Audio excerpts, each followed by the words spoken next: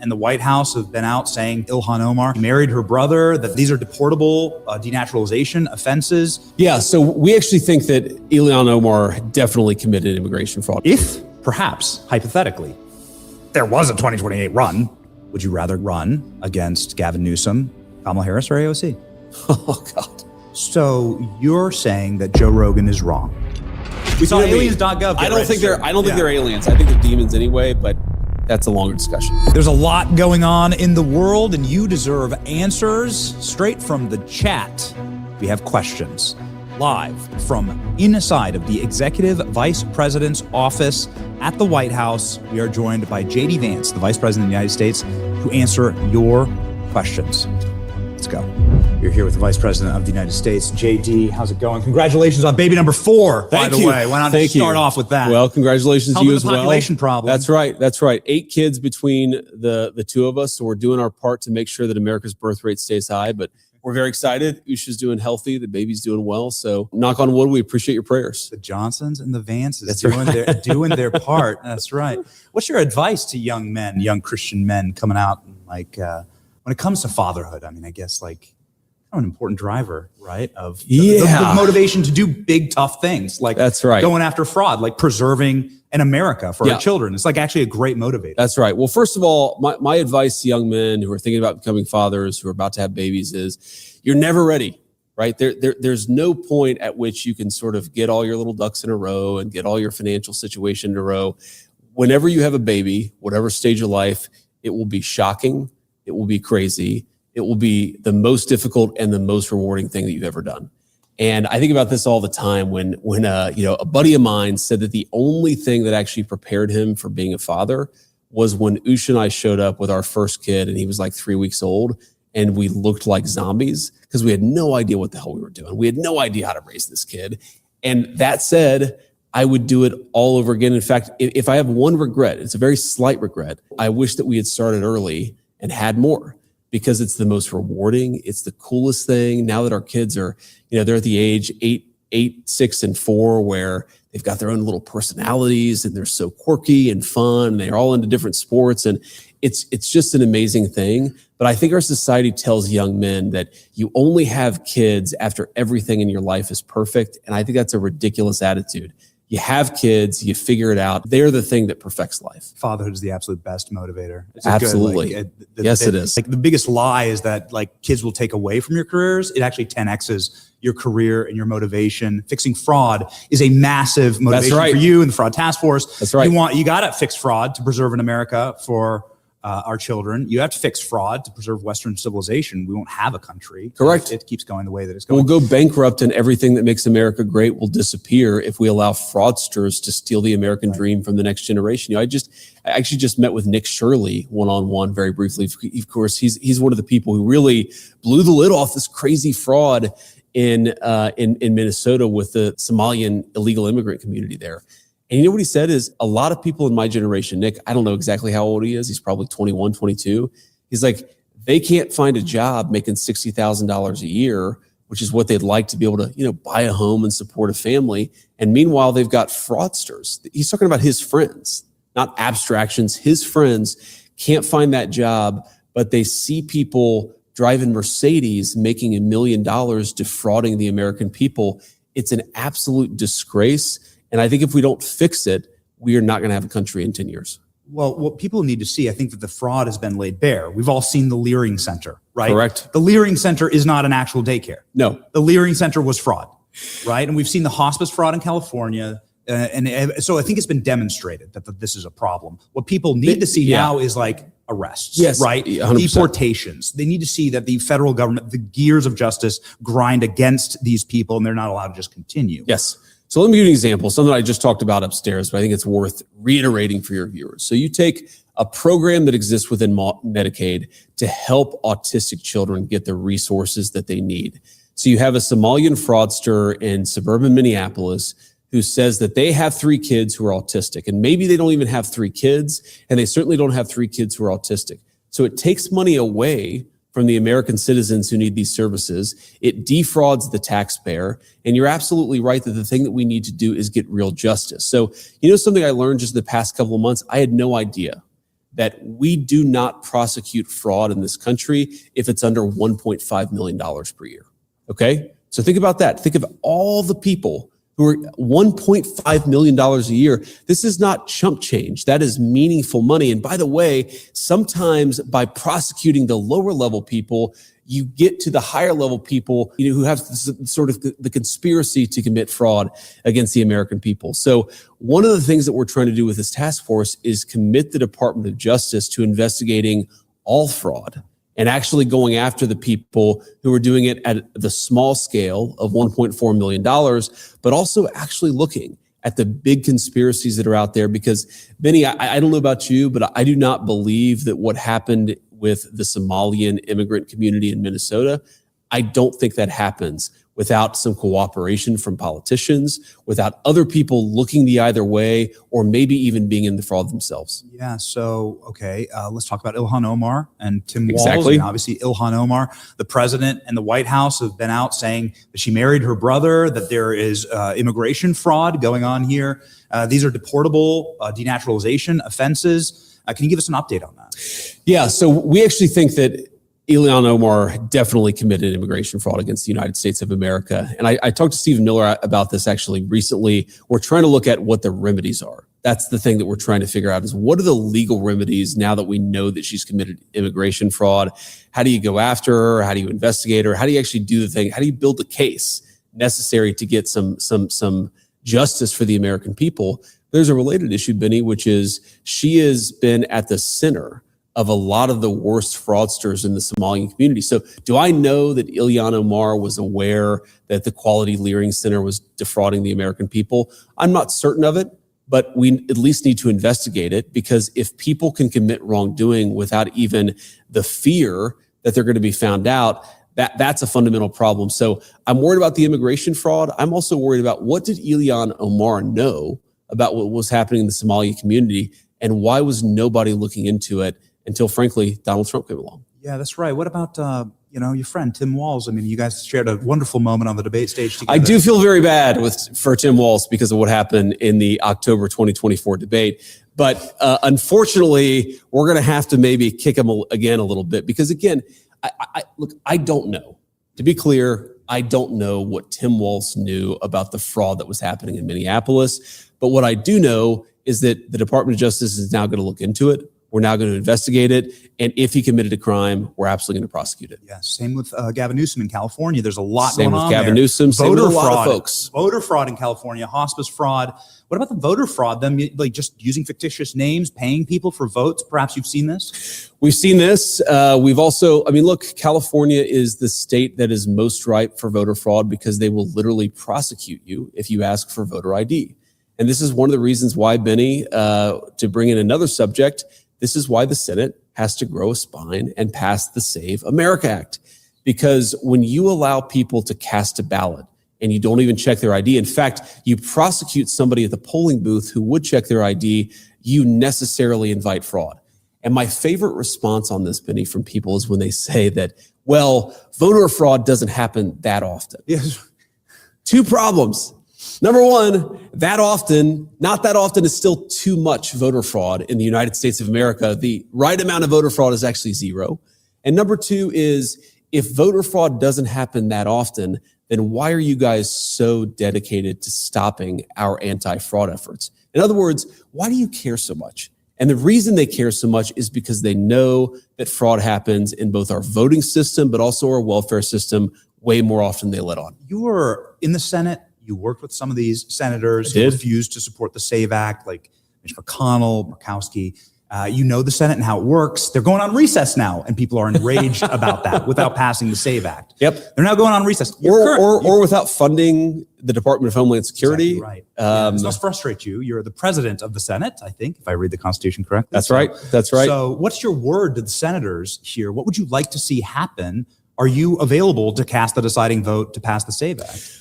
Absolutely. I am available whenever they would like to pass it. The problem is we actually do not have 50 senators, not who would vote for the SAVE Act, but who would overrule the filibuster. That's something that a majority of the Senate, you need 50 senators plus me, and I'm certainly on board, 50 senators to actually overrule this archaic rule and pass the Save America Act. Now here, this is the thing that I find so absurd about this. If you remember, Kyrsten Sinema and Joe Manchin, two people I didn't always agree with politically, moderate Democrats, but very good people.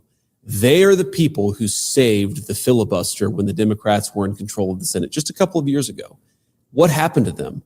They were tarred and feathered by the far left. They were ran out of town. So when Mitch McConnell and Lisa Murkowski say, well, we need to protect the filibuster because the Democrats, they're not going to do it, so we shouldn't do it either.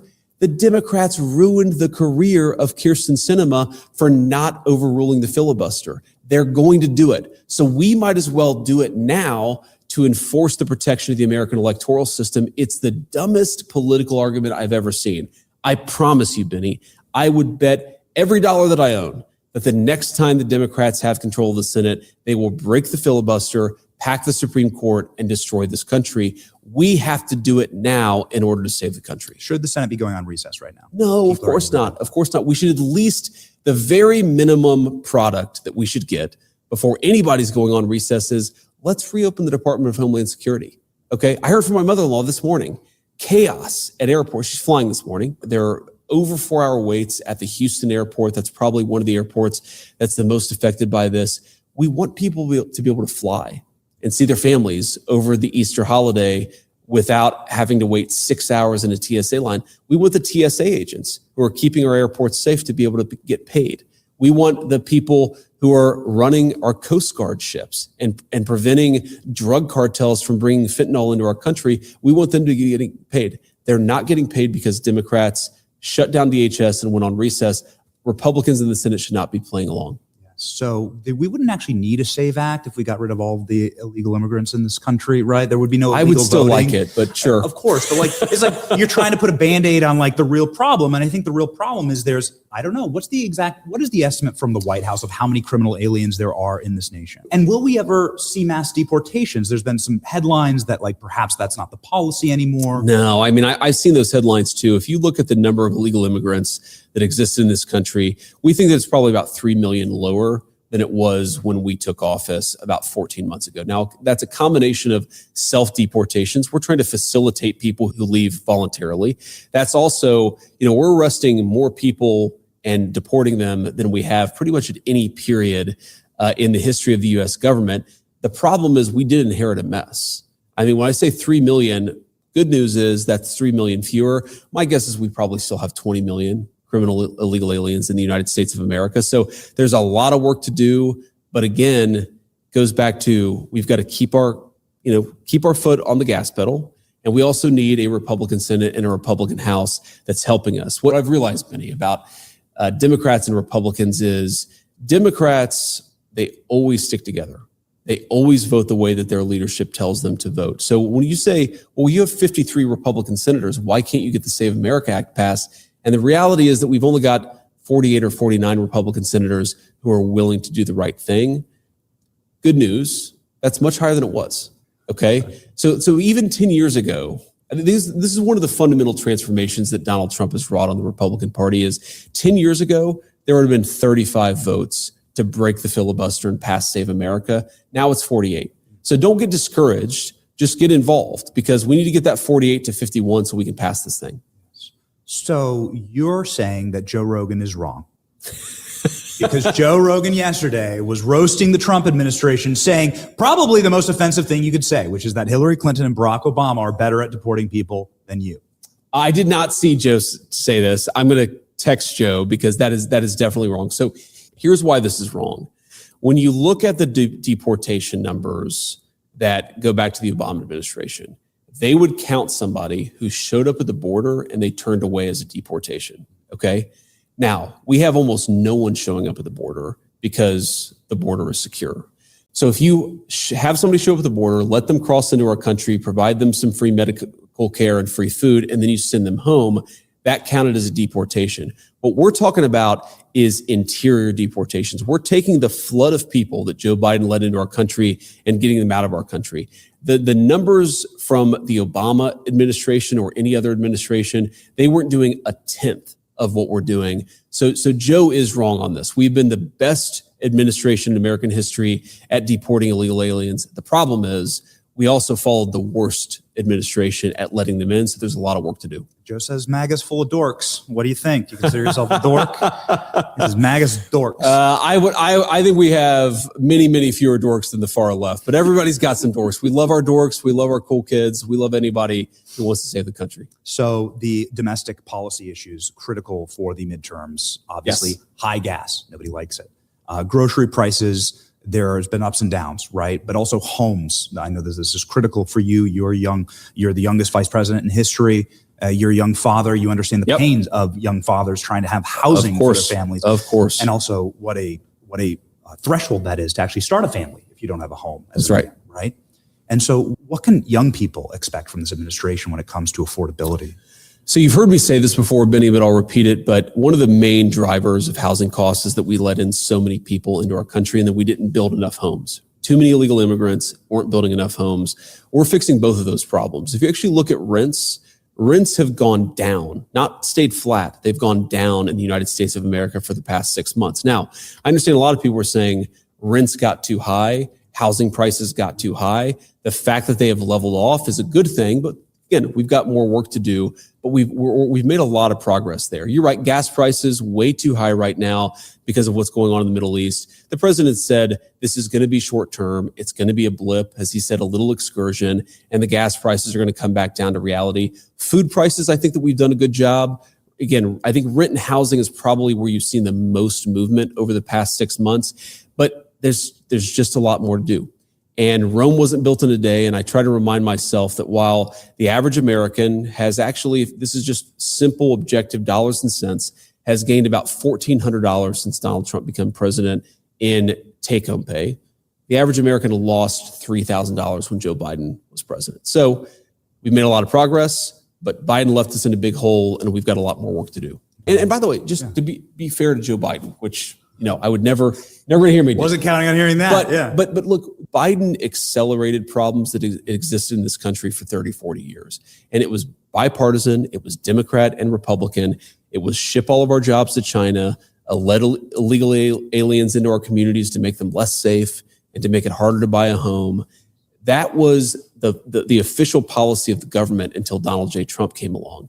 You're not going to fix all of that in 14 months. But we've made a lot of progress, and progress I'm very proud of. Mass deportations really tied to so many of those issues. 100%. So many of those affordability issues is there's 20 million people here that shouldn't be here. Correct. And many of them are on welfare. And if 40% of the people are getting their food for free, what does that do for the people who are paying? It drives up the price of food for everybody else. By the way, have you gone to an emergency room in the last few years in this country? Of course, you're going to have half of the people there who don't speak English, who require a translator. That's resources. That's not going to doctors and nurses. And then, of course, you're going to have a much longer wait time because people are there. It's one of the things that you see. You're already starting to see evidence of hospital wait times. Emergency rooms are more functional because we have fewer illegal aliens in the country. So gas prices were down. I think the national average was close to $2 a gallon. And do you think that's like where the actual stasis is? Do you think that that's where that's natural? And, obviously the excursion in Iran is what's doing this with the high gas prices. As somebody who's enlisted, obviously as somebody who's served, what is your message to the troops? What does the off-ramp look like in Iran?